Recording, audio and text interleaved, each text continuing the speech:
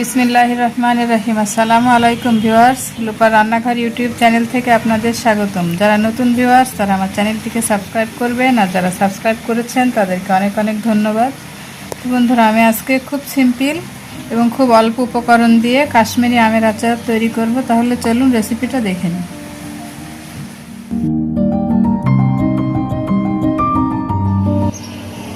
এখানে 3 কাপ চিনি দিয়ে দিয়েছি। চিনিটা গলতে শুরু করেছে, এটা ব্রাউন সুগার।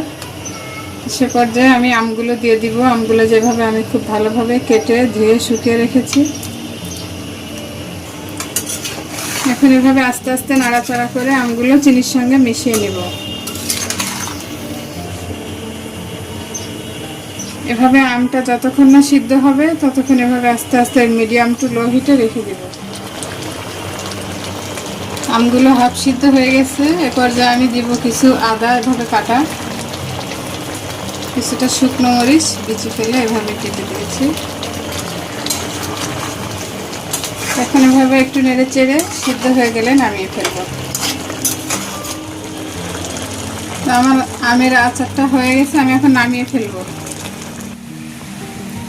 তো বন্ধুরা, আমার কাশ্মীরি আমের আচার তৈরি হয়েছে, আমি সার্ভ করে দিয়েছি। তো সবাই এরকম মজার মজার রেসিপি পেতে আমার চ্যানেলটিকে সাবস্ক্রাইব করবেন, আমার পাশে থাকবেন। সবাই ভালো থাকবেন। আল্লাহ হাফেজ।